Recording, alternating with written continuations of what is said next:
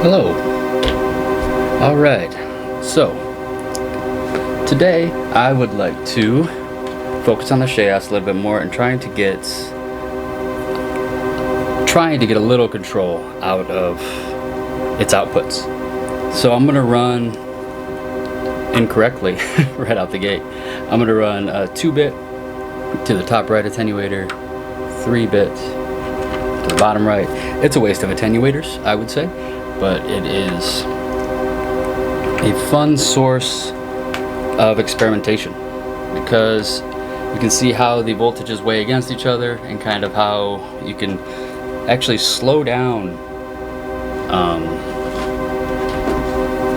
the sequence, and I think you get a lot more dynamic stuff out of it, in my opinion, from my experimentation and findings here. So let me just give you a little example. I'm gonna make this one kind of quick. I've tried this a few times and it ends up going pretty long, so if you're seeing this, I got it right pretty quick. Either way, this is my last take doing this. You're gonna get something. It's fun. I got some sounds from my backyard this morning when I was walking my dog around the block, so I could just get a little bit of white noise, ground, noise floor. Had my coffee, as you can tell. I'm talking fast, and I am ready. So I'm gonna clock the Shaos with, I'm gonna start fast with the 16 here, and here's what we have so far. I'll turn them all the way up, which is adjusting the pitch. So, okay. And I'll flip the switch on the Shaos to add a little bit more variance and see where we head up. That works. That's kind of fun right out the gate. Bring up the filter, bring down the volume. Okay, so these 1-bits are going to be a little bit, these are the shorter series, so you adjust a shorter piece of the, let me show you just by disconnecting the 3-bit and 2-bit here. So, okay, there's those two.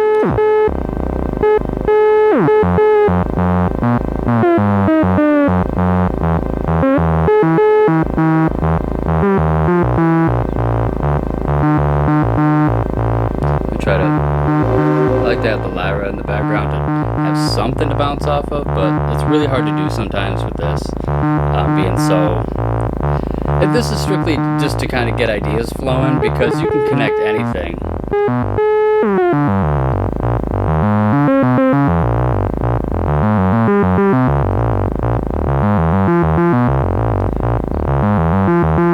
They all end up almost in the same kind of position, I feel, every time, kind of pointing the same way a little bit, but alright, let's connect the 3-bit.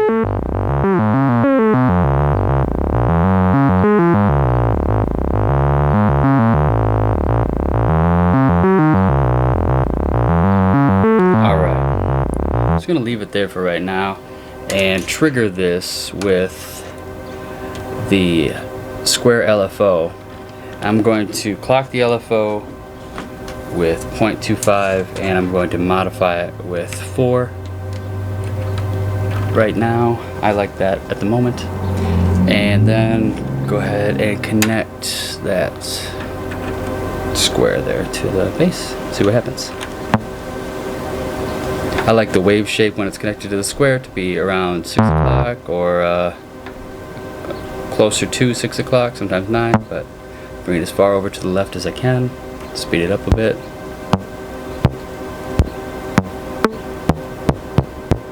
And then this tune knob kind of turns into a overarching, almost like fine-tuned knob in a way. Overarching yet fine-tuned.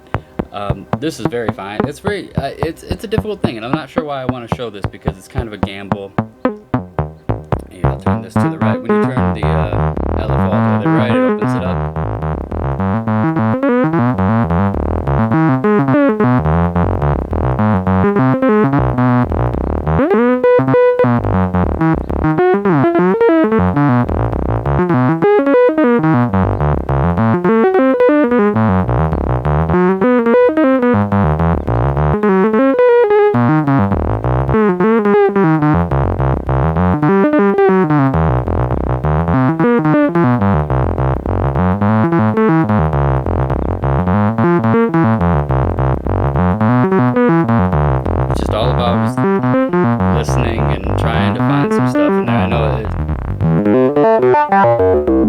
And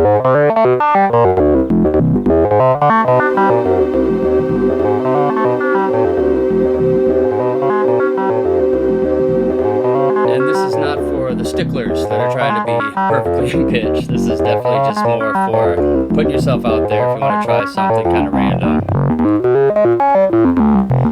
but also try to make it work. Like this lyra being here is probably throwing off my game, because without it, it probably would sound a lot. I mean, it creates its own context, but with the lyra, it gives it something to bounce off of, makes it sound wrong. In some people's minds, some people might think that's wonderful that it's so out of tune, and I like it. I think it gives it kind of a liveliness and brings me places I never would think to go. I'm going to connect some switches, get some rhythm going. So I'm going to connect 16 to the first switch, and I'm going to send that out to the hi-hat there. And that's going to go directly out because it doesn't need a pulse converter. It's got some reverb.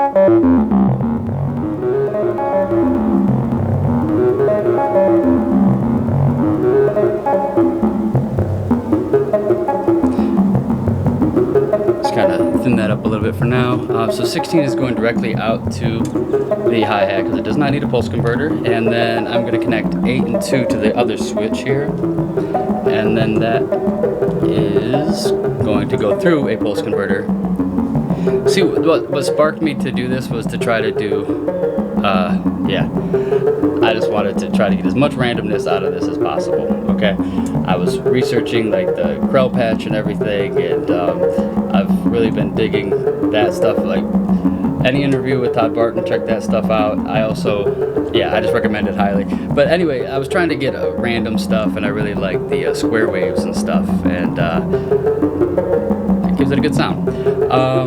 I'm all over the place now. So I got 8 and 2 running into that. For some reason I connected 1 there because I got lost talking about this. What I want to do is connect the out of the second switch to the pulse converter here, the top one. And I'm going to run that out to the hi-hat now.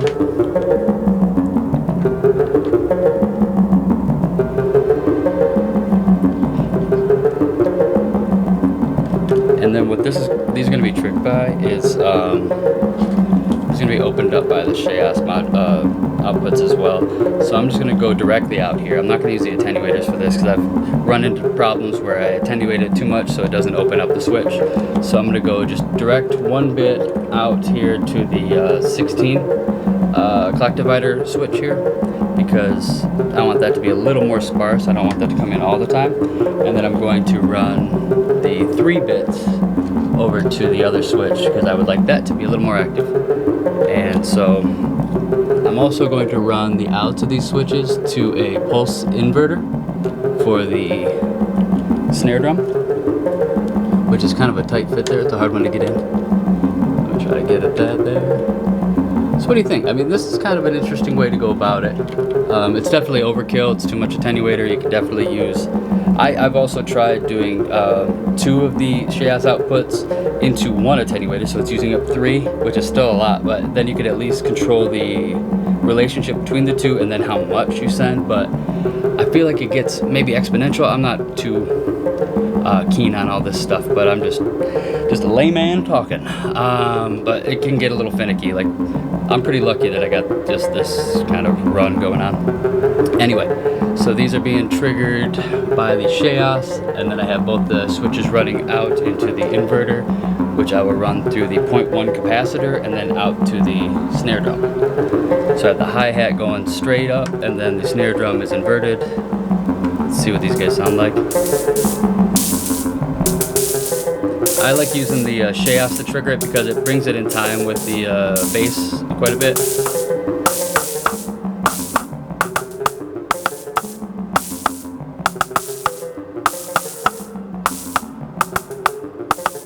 Alright. That's basically all I wanted to show you. I think that connecting the 2 switches together also affects the hi-hat here, so because it talks together, but I don't want to run them all into one because I feel like it would be a little too much, and I'll show you what I mean.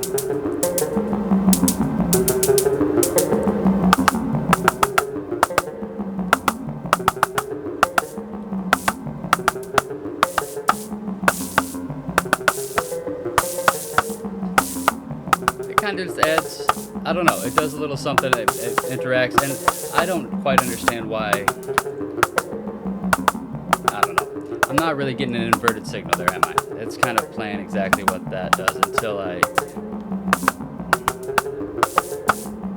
that mixes that up. So I'm not quite sure what I'm doing wrong, what I could do differently with the inverter, but it gives me unique outcomes either way, but I feel like it's not exactly what I expect. So let me know what you think, or how I can get more out of the inverter for the snare drum here. Anyway, this is where I leave you. I think that's it. I just wanted to be quick with it. Out here, I'll connect like a triangle to the tune. That was kind of fun the other day, because that kind of gives it a little, almost like a shaker vibe too, if you wanted to. I was liking it the other day. It was kind of snare-like too, but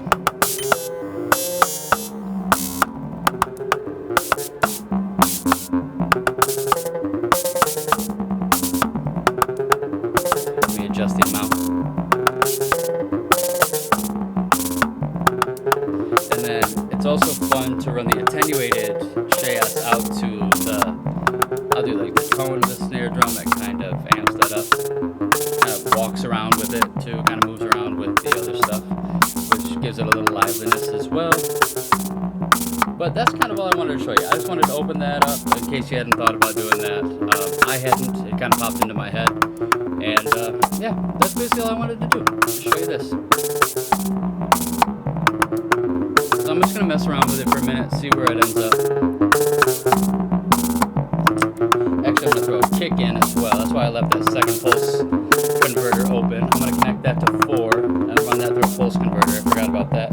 So I'm just going to throw a little kick in and get a little action there and play with it and send you off. So thank you for being here. I really appreciate you following my ramblings and listening through these. I hope that you got something out of this one this week. Yeah. I'll see you again next week, and I might start posting some videos with the Octatrack also, just to get, I don't know, I want to start working on my live set and my exploration with that, and what I want to do is start controlling the Pulsar more with the Octatrack and utilizing these MIDI learn pegs over here. And yeah, let me know what you think about that. What sequencers are you using with your Pulsar? And because I was curious about the Korg SQ1, if that works with it and how that works with it. And I know a lot of you are talking about the Pulsar Buddy as well, which is pretty interesting. But yeah, thanks for being here. Check out Todd Barton's stuff.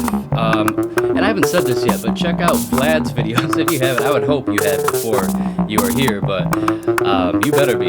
No, I'm obsessed with those videos. Those are awesome, and always a good refresher, and good to go back to. And also, if you haven't listened to the Knob Twiddlers podcast, that's a lot of motivation for me. Of course, Mylar Melodies, Why We Bleep, sorry, there we are, and Sonic State. These are all things that I tap into quite a bit, and I'm sure you all do too. I think that's what brings us all together, but they're worth mentioning. Yeah, take care, y'all. Please be safe, stay healthy, and I'm going to play off here and probably get all out of tune, but thanks for being here. I really do appreciate it.